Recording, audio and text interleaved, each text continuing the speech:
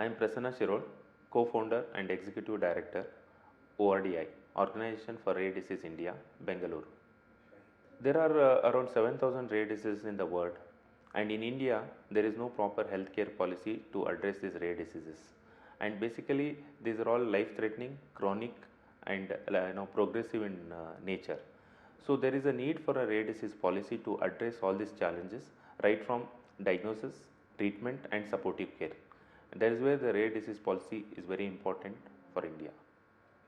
See, rare disease policy in India basically started in Karnataka way back in 2015 when VGBT, Vision Group Biotechnology team, a committee appointed by Karnataka government who takes care of biotechnology in Karnataka, headed by Dr. Kiran Mujumdar, announced this initiative that Karnataka will have the rare disease policy in Bangalore Bio conference. And then the rare disease policy was drafted with the stakeholders like Center of Human Genetics, doctors from Indira Gandhi Institute of Child Health, Bangalore, then representative from NNF, that is National Neonatology Forum, and ORDI has played an important role in giving the inputs for the rare disease policy. This is in 2015 February, and parallelly there is a PIL filed in Delhi High Court by a LSD patient, and High Court also instructed the central government to come out with a rare disease policy for the long term management of the rare disease, looking at the challenges and the cost involved in this. So in Karnataka the rare disease policy is under implementation stage. It is at the health director level. I think any moment it should be implemented, and the national rare disease policy also is accepted by the central government, which is submitted to the High Court. So I think it is there is where the policy has started in India. So while drafting the rare disease policy, the major challenges is the number, because the definition of the rare disease varies from country to country, and in India we do not have any definition. If you go by WHO, 6 to 7% of the population is affected by rare disease. That gives an alarming figure of 70 million expected patients of rare disease in India. But there is no proper data maintained in India. That is the biggest challenge.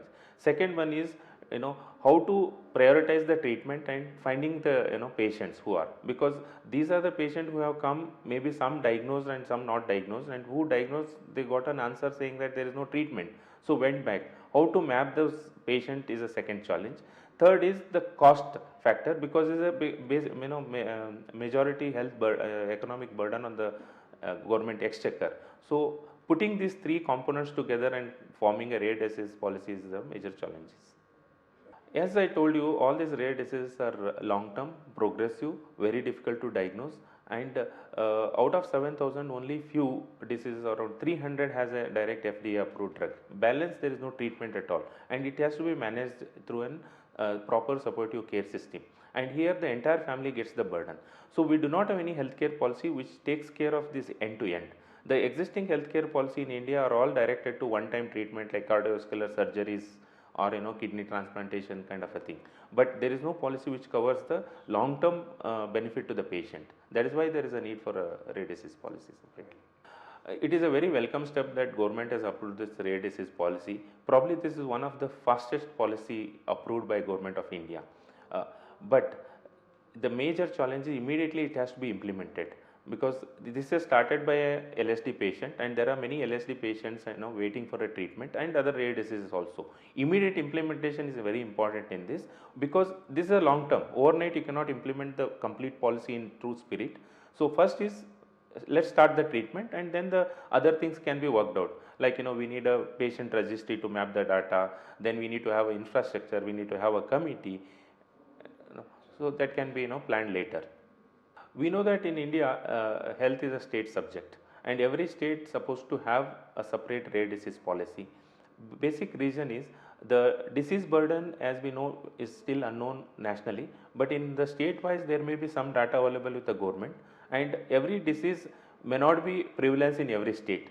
So state has to have their own committee, understand epidemiology, or come to a conclusion that what are the immediate steps need to be taken, which are the immediate disease to be addressed, and start a treatment policy, and then over a period of time adopt the national policy and guidelines and frame separate policy based on the individual state need. Yeah, this is very highly appreciable to the state central government that they have formed this policy in a very fast manner based on the recommendation of the High Court. But to make it real patient centric, there has to be clear deliverables in the policy.